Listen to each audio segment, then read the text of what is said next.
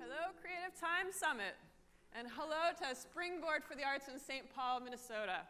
My name is Gadwa Nicodemus, and I am a former choreographer turned urban planning researcher. And today, I'm going to be talking about not a particular project or place, but more of the big picture, policy and funding. So within the last 3 years, the National Endowment for the Arts and ArtPlace have invested over $61 million in creative placemaking initiatives all across the country. The state of Connecticut realigned its funding, its public funding for the arts under the creative placemaking frame, and nearly doubled total funding in the process. And the Educational Foundation of America and Kresge Foundations have also placed new emphases on creative placemaking in their grant making. So what? Why should you care? Well, first of all, you probably want to know how this relates to your work. Do you have a shot at any of this new money?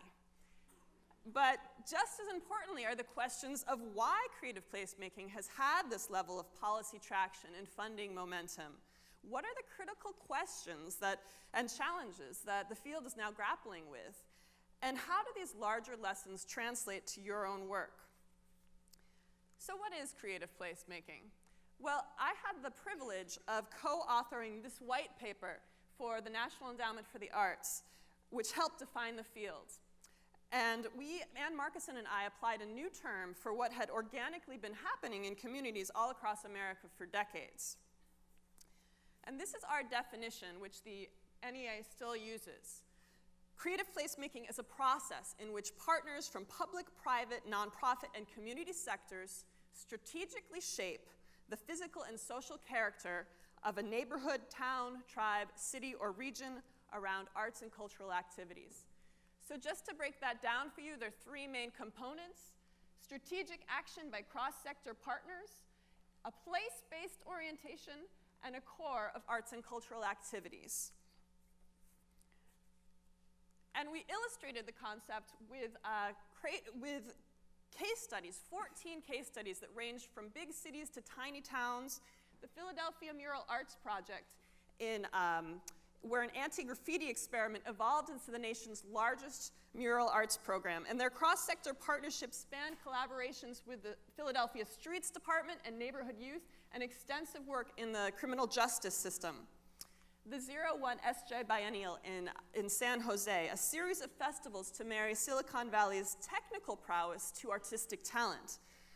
And New News in tiny Arnoldville, Louisiana, where an artist reversed decline in his hometown by cultivating its artistic talent and its Cajun heritage. Now, but ours is not the only definition. There are at least 8 different definitions and operations right now that different policymakers, funders, and practitioners are employing. But all of this begs the question, why has creative placemaking garnered such traction in terms of policy and funding momentum? Well, first of all, as some of these definitions suggest, it's a big tent concept. The phrase itself is subjective, it's open to interpretation. One can infuse one's own values and interests and priorities into it. So, in other words, it's a fuzzy concept. And this has had some strengths because it's attracted strange bedfellows into the fold. For instance, ArtPlace is a consortium of 13 of the nation's leading regional and national foundations. And in addition, diverse federal agencies serve as strategic partners. Not just the National Endowment for the Arts, but the Department of Transportation and Agriculture.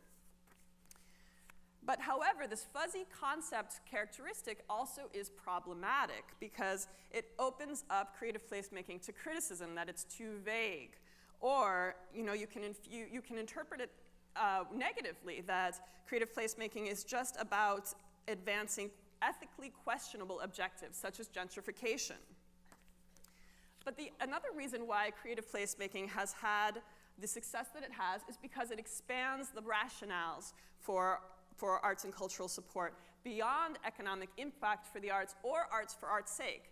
So our definition speaks to outcomes. Creative placemaking animates public and private space. It rejuvenates structures and streetscapes, improves business vitality and public safety, and brings diverse people together to inspire, celebrate, and be inspired. So in other words, it speaks to economic impacts, intrinsic impacts of arts and culture, but also includes physical and social benefits. But lastly, creative placemaking's greatest innovation is actually its emphasis on cross-sector partnerships. It forces arts and cultural organizations to get out of their silos. And at the local level, elected officials and planners are reaching out, and artists and arts and cultural organizational leaders are being pushed to forge collaborations and think in new ways about the role of arts and culture in community and economic development. This emphasis on shared value really diversifies the number of people with skin in the game who care about arts and the role of arts and culture in civic life and in public space. So those are some of creative placemaking's core strengths, but I'd like to leave you with some framing about its current challenges. These are questions that I hear practitioners and funders grappling with. First of all, contests over values. What constitutes successful creative placemaking, and who gets to decide? Secondly, there's the pressure to demonstrate return on investments, and the challenges, the practical challenges involved in that effort. You know, how do we measure creative placemaking? How do we evaluate creative placemaking efforts? And lastly, and most importantly, I think for this conversation, are these issues around agency and equity. For instance, what does vibrancy, which is one of ArtPlace's purported outcomes, what does that really mean? Is that code for gentrification? I hear murmurings, people asking.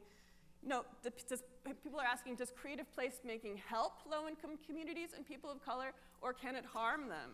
And in terms of artists, does it empower artists and arts organizations, or are they at risk of co-option?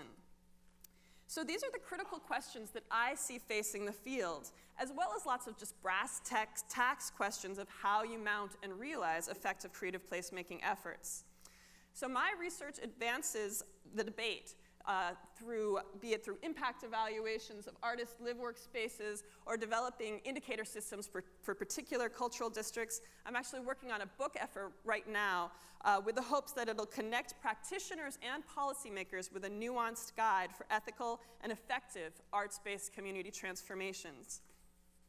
But I'd just like to ask you to hold these questions close through the rest of the summit, and most importantly in your work when you return to your home communities.